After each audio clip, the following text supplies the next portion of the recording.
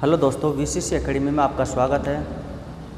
आज हम आपके लिए जो क्लास में जो टेस्ट होते हैं उनकी हम विस्तृत जो व्याख्या है उन क्वेश्चनों की इस वीडियो के माध्यम से हम करेंगे। तो जो क्लास में जो टेस्ट हुआ था, ऑफलाइन क्लास में जो टेस्ट हुआ था वो हुआ था साइंस का। साइंस में फिजिक्स प्लस बायोलॉजी। तो इन टॉपिकों के जो क्वेश्चन हुए थे उनको मैं आपको इस तरीके से समझाऊंगा कि आपने अगर वीडियो देख ली तो क्वेश्चन आपके कहीं से गलत नहीं होने वाले। तो आप इस वीडियो के लास्ट तक बने रहें, बहुत बढ़िया बढ़िया क्वेश्चन आपको देखने को मिलेंगे। आप यहाँ से समझ पाओगे कि कौन कौन से क्वेश्चन हैं, किस तरीके से क्वेश्चन एग्ज़ाम में पूछे जाते हैं, और यहाँ से आने वाले क्वेश्चन आप आराम से सॉल्व यहाँ से आप कर सकते हो।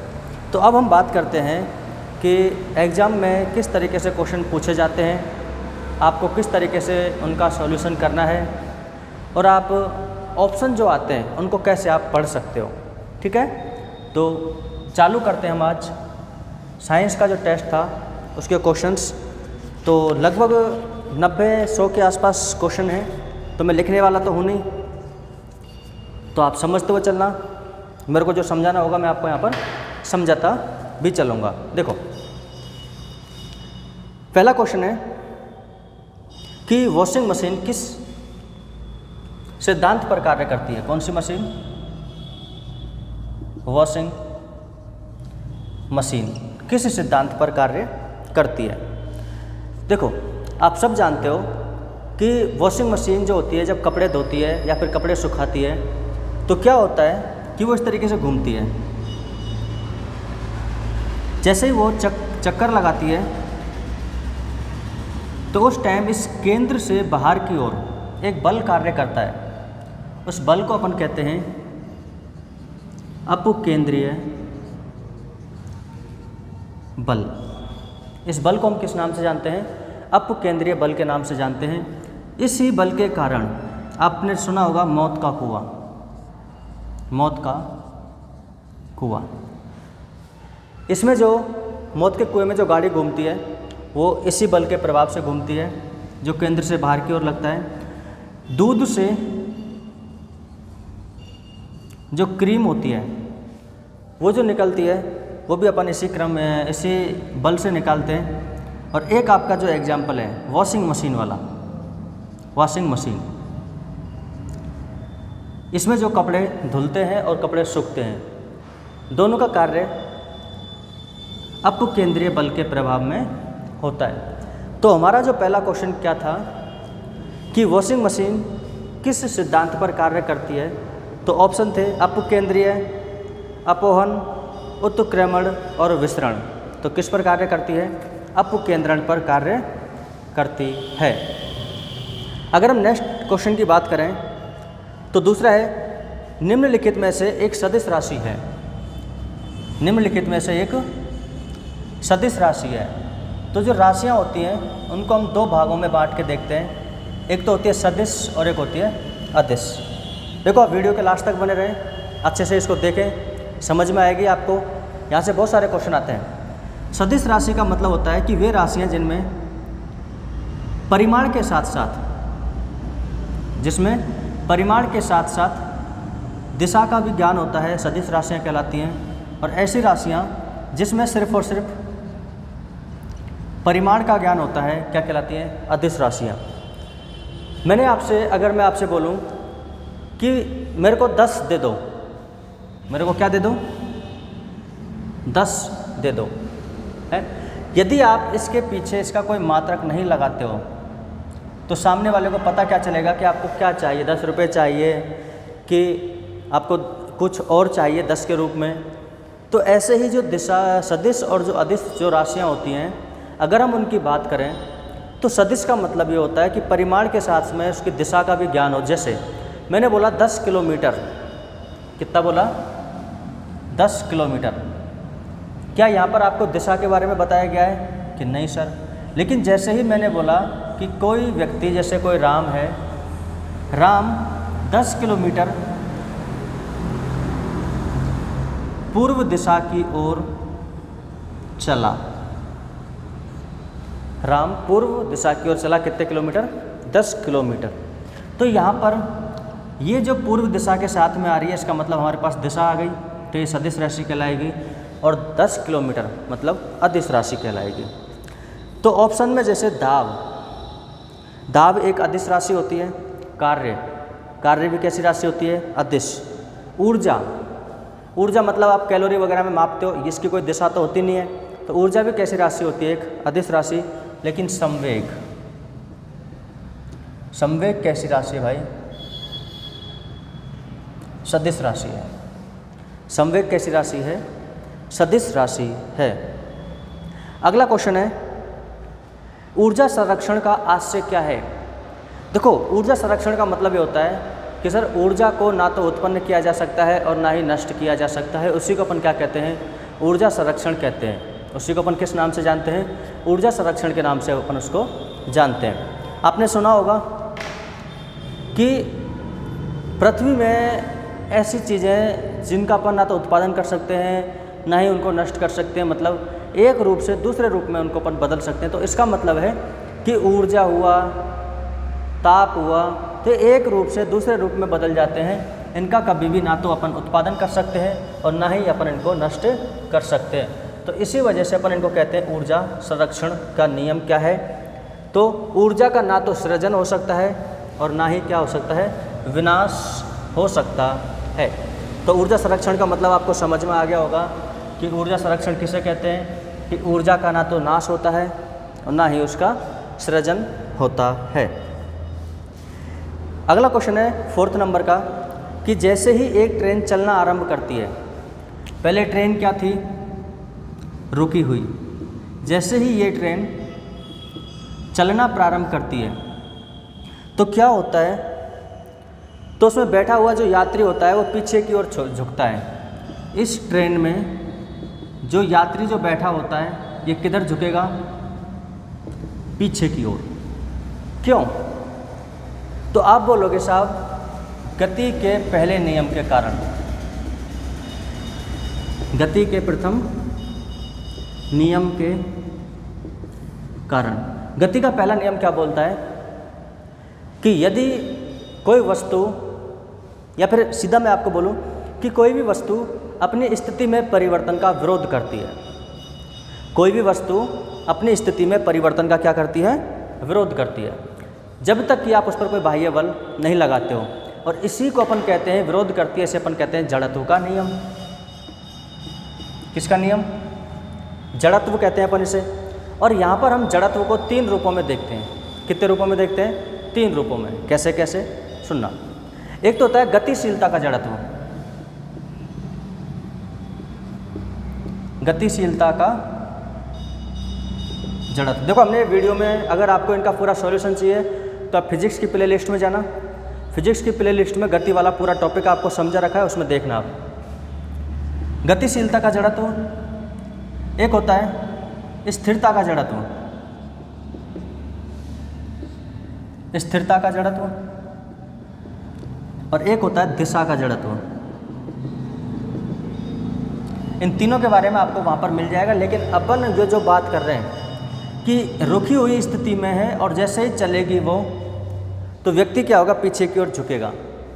तो बताओ इसमें गति के किस नियम का पालन हो रहा है? तो स्थिरता का जड़त्व यहाँ पर क्या हो गया? लगा हुआ है। कैसे? व्यक्ति क्या है? शुरुआत में स्थिर है, और यदि व्यक्ति अगर स्थिर है तो होना क्या है कि जैसे ही व्यक्ति या ट्रेन जैसे ही चलना प्रारंभ करेगा तो अभी भी व्यक्ति क्या है? स्थिर रहना चाहता है, और वह ट्रेन आगे की ओर क्या करती है? गति करती है, जिससे व्यक्ति कहाँ झुकता है? पीछे की ओर। ठीक है। 5वां क्वेश्चन क्या है कि सड़क पर चलने की अपेक्षा बर्फ पर चलना कठिन है। कि यदि आप सड़क पर चलते हो और एक बर्फ पर चलते हो, तो बर्फ पर चलना कैसा होता है? कठिन होता है। किसकी तुलना में? सड़क पर चलने की तुलना में। ऐसा क्यों होता है? क्योंकि देखो, बर्फ पर जो घर्षण जो बल लगता है, देखो चलने के लिए ज़रूरी क्या होता है? घर्षण बल। और हमारे पैर और बर्फ में जो घर्षण बल लगेगा वो कैसी मात्रा में लगेगा? कम मात्रा में लगेगा, जिसकी वजह से घर्षण कम होगा तो व्यक्ति आगे की ओर गति क्या करेगा, कम कर पाएगा। तो इसका आंसर हो जाएगा कि बर्फ़ में सड़क की अपेक्षा घर्षण कम होता है। तो बर्फ़ में सड़क की अपेक्षा घर्षण कैसा होता है, कम होता है।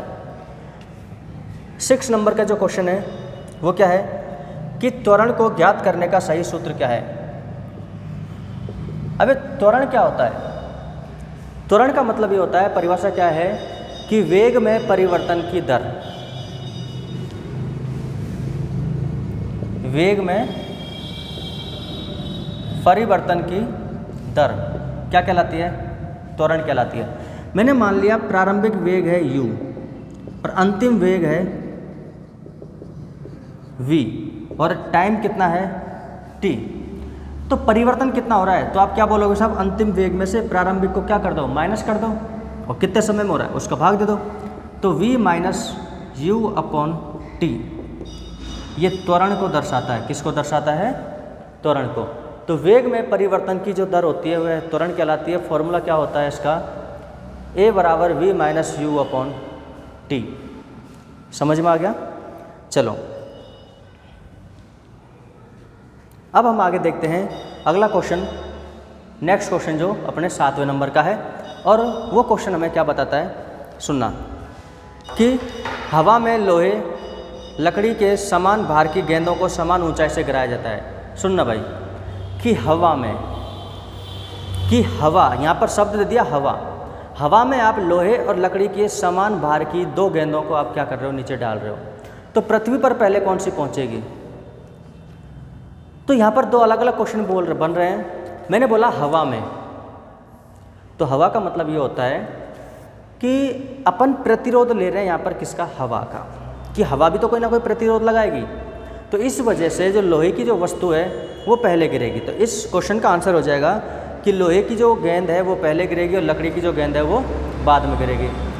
अगर मैं इसी क्वेश्चन को इस तरीके से बोल देता हूँ कि आदर्श परिस्थितियों में, कैसी परिस्थितियों में, आदर्श परिस्थितियों में अगर मैं लोहे, लकड़ी और मोम की समान आकार की गेंदों को यदि ऊपर से गिराता हूँ, कैसी परिस्थितियों में, आदर्श परिस्थितियों में, तो कौन पहले आकर के गिरेगा? तो आप बोलोगे सर तीनों समान समय में आकर के नीचे गिरेंगी। अब आप बोलोगे साहब समान समय में क्यों गिरेंगी? समान समय में गिरने का कारण है क्योंकि यहाँ पर जो हवा का जो प्रतिरोध है ना वो नगण्य है। हवा का प्रतिरोध क्या है? नगण्य। क्योंकि मैंने क्वेश्चन में बोल दिया आपको आदर्श परिस्थितियाँ, कैसी परिस्थितियाँ? आदर्श। तो यदि आप किसी वस्तु को यदि आप हवा में नीचे डाल रहे हो, हवा है, तब तो जो भारी होगी वो आनी है, जैसे लोहा। और यदि निर्वात है, हवा नहीं है, तो तीनों वस्तुएं समान समय में आकर के गिरेंगी। अगला क्वेश्चन है, मानव शरीर का भार होता है कि जो मानव का जो शरीर होता है, मानव की जो बॉडी होती है, इसके भार पर क्या इफेक्ट पड़ता है, किसके आधार पर? विषुवत रेखा और ध्रुवों के आधार पर। कैसे? सुनना, कि जैसे ये पृथ्वी है, ये अपन जानते ही है विषुवत रेखा। तो जैसे ही हम यहाँ से इधर जाते हैं, इसे अपन कहते हैं विषुवत रेखीय त्रिज्या। मैंने इसको मान लिया R1। क्या मान लिया? R1। और इसे मान लिया मैंने R2। ये R1 का मतलब ये त्रिज्या और R2 का मतलब ये वाली त्रिज्या। ये है ध्रुव और ये कौन है? विषुवत रेखा या भूमध्य रेखा। इसका मतलब ये है कि यदि आप विषुवत रेखा से ध्रुवों की ओर जाते हो तो त्रिज्या का मान क्या होता है? कम होता है। मतलब यहाँ पर R1 ज़्यादा है किससे? R2 से। R1 ज़्यादा है किससे? R2 से। कि हाँ सर ठीक है। तो जैसे जैसे आप ध्रुवों की ओर जाते हो, जैसे जैसे आप ध्रुवों की ओर जाते हो तो जी के मान में होती है वृद्धि। जी के मान में क्या होती है? वृद्धि। और देखो भार, इसको डिनोट करते हैं अपन W से, और W बराबर होता है mg। W बराबर क्या होता है? mg। देखो पूरी डिटेल में व्याख्या हमारी वीडियो क्लासों में है जो YouTube पर हमने डाल रखी है, तो कृपया करके आप उनको देखें पहले, फिर आप इस पेपर का सॉल्यूशन देखें तो आपको अच्छे से समझ में आएगा। W बराबर mg होता है। तो इसने बोला है कि व्यक्ति के भार पर क्या इफेक्ट पड़ेगा। तो अपन जानते हैं जैसे जैसे m बढ़ेगा वैसे वैसे W भी क्या होगा, बढ़ेगा। जैसे जैसे यहाँ पर g का मान बढ़ेगा वैसे वैसे W का मान भी क्या होगा, बढ़ेगा। और ध्रुवों की ओर जाने पर g के मान में क्या हो रही है, वृद्धि।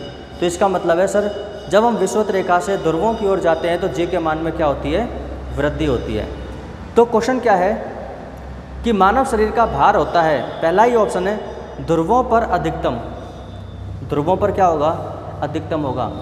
अब याद रखना हमेशा दो चीज़ें आती हैं, एक तो आता है द्रव्यमान जिसका मात्रक होता है kg, और एक आता है भार जिसको अपन डिनोट करते हैं W से, इसका मात्रक होता है न्यूटन। भार बदलता है, अलग अलग स्थितियों पर अलग अलग रहता है, लेकिन द्रव्यमान कैसा होता है, नियत होता है। द्रव्यमान कभी भी बदलता नहीं है, लेकिन भार हमेशा क्या रहता है, बदलता रहता है। अगला क्वेश्चन है कि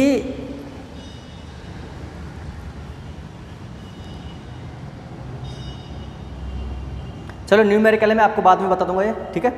अगला देखते हैं अपन, भारहीनता होती है। अगला क्वेश्चन क्या है, भारहीनता। भारहीनता का मतलब क्या है, भारहीनता का मतलब है कि व्यक्ति को अपना भार बिल्कुल ऐसे शून्य महसूस हो। तो भार का मतलब W, तो आपको W बराबर 0 कब महसूस होगा। आप बोलोगे सर देखो देखो m तो जो है इसको तो आप बदल ही नहीं सकते, लेकिन यहाँ पर जो g होता है इस g को आप चेंज कर सकते हो। यदि g का मान यदि 0 हो जाता है, यदि g का मान क्या हो जाता है 0, तो W का मान भी क्या हो जाएगा 0, क्योंकि W बराबर होता है mg।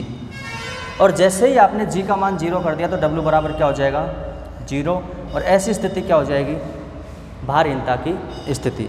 ऐसी स्थिति क्या हो जाएगी, भारहीनता की स्थिति कहलाती है। अगला क्वेश्चन है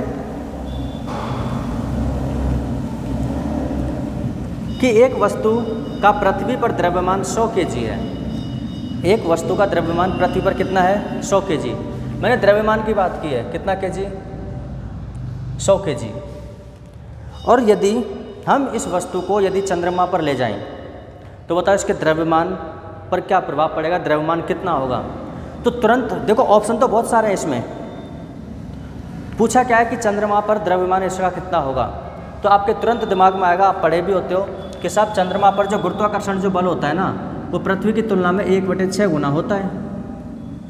पृथ्वी की तुलना में चंद्रमा पर गुरुत्वाकर्षण बल कितना होता है, 1/6 गुना। और पृथ्वी पर द्रव्यमान कितना है, 100 kg। तो साहब इसका 1/6 गुना कर दो, ये चंद्रमा पर आ जाएगा। किस पर आ जाएगा, चंद्रमा पर।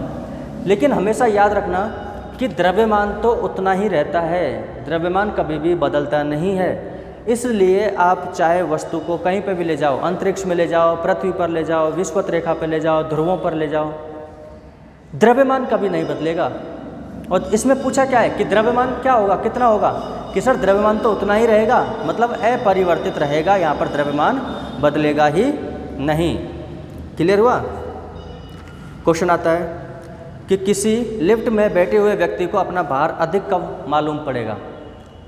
अगर आप लोग अगर लिफ्ट में बैठे हो तो आपको ऐसा कब लगेगा कि हमारा जो वजन है, हमारा जो भार है वो ज़्यादा हो गया। तो देखो 3 रूपों से जो लिफ्ट होती है वो गति करती है, एक तो ऊपर की ओर, एक नीचे की ओर, और एक अचानक से उसकी जो केबल है, केबल टूट जाए। और जब केबल टूट जाती है तो वो स्थिति आ जाती है भारहीनता की। किसकी स्थिति आ जाती है, भारहीनता। यदि आप एक त्वरण से, किससे, एक त्वरण से ऊपर की ओर गति करते हो तो आपका भार बढ़ता हुआ महसूस होगा। कैसा, बढ़ता हुआ। और यदि लिफ्ट अगर एक त्वरण से नीचे की ओर गति कर रही है तो आपका भार कैसा महसूस होगा, कम महसूस होगा। तो इसमें क्या बोला है कि बढ़ता हुआ कब मालूम पड़ेगा, जब लिफ्ट जो होगी किधर जाएगी, ऊपर या नीचे, सर ऊपर जाएगी तब जाके। ठीक है। अगला क्वेश्चन है कि लोलक की कालावधि, लोलक की कालावधि किस पर निर्भर करती है। लोलक का मतलब आप जानते हो सब, पेंडुलम जिसको अपन कहते हैं। तो ये पेंडुलम जो गति करता है किस पर डिपेंड करता है, है ना। तो ध्यान से समझना इधर देखो, सरल आवर्त गति करता हुआ अगर कोई पेंडुलम है तो अगर अपन उसके आवर्त काल की बात करते हैं टी की, तो इसका फॉर्मूला होता है 2 पाई अंडर रूट में L/G। सरल आवर्त गति करते हुए लोलक का जो आवर्त काल होता है वो कितना होता है 2 पाई अंडर रूट L/G। अब ये बताओ, इसने क्या बोला कि लोलक की कालावधि, कालावधि का मतलब होता है ये टाइम, इस टाइम की बात कर रहा है, ठीक है। ये टाइम किस पर डिपेंड करेगा? आप बोलोगे सर टाइम जो है ये L पर डिपेंड करेगा और एक G पर डिपेंड करेगा। 2 पाई तो कांस्टेंट है, नियत होती है, फिक्स मान होता है। तो यदि L बढ़ेगा तो T बढ़ेगा, और अगर G बढ़ेगा तो T क्या हो जाएगा? कम हो जाएगा। L तो समानुपाती है और G क्या है? व्युत्क्रमानुपाती। तो L बढ़ेगा तो T भी बढ़ेगा, अगर G बढ़ेगा तो T क्या हो जाएगा? कम हो जाएगा। पहला ऑप्शन है द्रव्यमान के ऊपर निर्भर करता है। क्या यहाँ पर कहीं पे द्रव्यमान आ रहा है क्या आवर्तकाल में? नहीं आ रहा ना, तो द्रव्यमान पर कभी भी निर्भर नहीं करेगा। लंबाई के ऊपर निर्भर करता है, बिल्कुल भाई, लंबाई के ऊपर आवर्तकाल क्या करता है? निर्भर करता है लंबाई के ऊपर। क्लियर हुआ? समय के ऊपर निर्भर करता है, समय है ही नहीं है इसमें, तो समय के ऊपर कैसे करेगा? तापक्रम के ऊपर, ताप के ऊपर भी नहीं करेगा। अगला क्वेश्चन है कि लोलक घड़ियाँ गर्मियों में सुस्त हो जाती हैं, कि जैसे ही गर्मी पड़ने लगती है ना, तो जो लोलक जो घड़ी होती है, जिस तरीके से पेंडुलम वाली जो घड़ी होती है, वो क्या होने लग जाती है? सुस्त पड़ जाती है गर्मियों के दिनों में। सुस्त क्यों पड़ेंगी? क्योंकि अपन जानते हैं गर्मियों में जो धातु होती है वो ऊष्मा ग्रहण करके प्रसार करती है अपने आप में, जिसे अपन ऊष्मीय प्रसार कहते हैं। क्या कहते हैं? ऊष्मीय प्रसार। और जैसे ही ऊष्मीय प्रसार होगा, इसकी जो L जो है, इसकी लंबाई है, वो क्या हो जाएगी? बढ़ेगी। और अगर लंबाई बढ़ेगी, L का मान बढ़ेगा, तो T का मान भी क्या होगा? बढ़ेगा। और अगर T का मान बढ़ेगा, यदि आवर्तकाल बढ़ेगा, तो उसकी जो गति करने का जो टाइम पीरियड है, टाइम पीरियड ज़्यादा हो गया, इसलिए गतियों की संख्या क्या हो जाएगी? उसकी कम हो जाएगी। इसका मतलब है कि आवर्तकाल व्युत्क्रमानुपाती होता है आवृत्ति के। किसके? आवृत्ति के। दोबारा समझो, जैसे मैं आपको एक एग्जांपल दूं, आप वैसे तो वीडियो देख सकते हो कंप्लीट, उसमें समझा रखा है मैंने, कि जैसे मान के चलो आप अपने गांव से जैसे जयपुर जाते हो, तो जयपुर जाने में सपोज करो आप किसी दिन साइकिल से गए। साइकिल से जाने पर पता लगा आपको कि आपको 5 घंटे जाने में लगे और 5 घंटे आने में, मतलब आपका टाइम लग गया 10 घंटे एक चक्कर पूरा करने में। लेकिन जैसे ही आप बस से गए, बस से पता चला कि आप उसी 10 घंटे में क्या हुआ आपने कि 2.5 घंटे में पहुंच गए जयपुर और 2.5 घंटे में वापस आ गए, फिर वापस 2.5 घंटे में पहुंच गए और 2.5 घंटे में वापस आ गए। मतलब आपका जो टाइम था पहले 10 घंटे था, तब आप एक चक्कर लगा रहे थे, और अभी आपका जो टाइम है वो 5 घंटे में आप कितना लगा रहे हो? एक चक्कर। मतलब 10 घंटे में कितने चक्कर? 2 चक्कर। तो जैसे टाइम को कम किया मैंने, जैसे 5 घंटे लगे, तो आपकी आवृत्ति क्या हो गई? बढ़ गई। आने जाने के राउंड लगाने के चक्कर क्या हो गए? बढ़ गए। तो जहाँ 10 घंटे में एक राउंड लग रहा था, वहीं 10 घंटे में कितने चक्कर लगे? 2 चक्कर। मतलब जैसे ही आपने अपनी स्पीड को बढ़ाया, मतलब आवर्तकाल जैसे ही कम हुआ, टाइम जैसे ही कम हुआ, आवृत्तियों की संख्या क्या हो गई? बढ़ गई। तो जैसे ही ये T अगर बढ़ेगा तो आवृत्ति क्या हो जाएगी? कम हो जाएगी। तो उसने बोला कि गर्मियों के दिनों में सुस्त पड़ जाती है। क्यों? क्योंकि L बढ़ेगा तो T भी बढ़ेगा, और T बढ़ेगा तो आवृत्ति क्या हो जाएगी? कम हो जाएगी। और आवृत्ति कम हो जाएगी, जिसकी वजह से क्या होगा कि जो पेंडुलम है वो धीरे धीरे क्या करेगा? गति करेगा।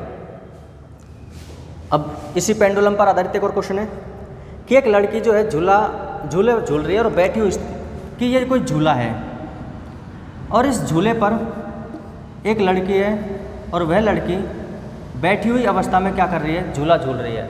ये अचानक से खड़ी हो जाती है, और खड़ी होने पर मान के चलो ये लड़की हो जाती है इतनी ऊंची, इस तरीके से। तो बताओ जो झूले की जो गति है उस पर क्या प्रभाव पड़ेगा? मतलब झूले का आवर्तकाल क्या होगा? आवर्तकाल की बात कर रहा है। आवर्तकाल कम होगा कि ज़्यादा होगा? अब समझना। अब आप क्या सोचोगे कि सब खड़ी हो गई, फिर अपन दिमाग में प्रैक्टिकल करते हैं कि हम भी झूला झूलते थे, हम जब खड़े हो जाते थे तो पता नहीं क्या होता था, तो दिमाग में आता है। तो यहाँ देखो, जब आप यहाँ से यहाँ तक की बात करते हो तो यहाँ पर जो द्रव्यमान केंद्र है उसकी हाइट इतनी है, लंबाई, और द्रव्यमान केंद्र जब लड़की जब खड़ी हो जाती है तो द्रव्यमान केंद्र की जो लंबाई है वो हो जाती है कम।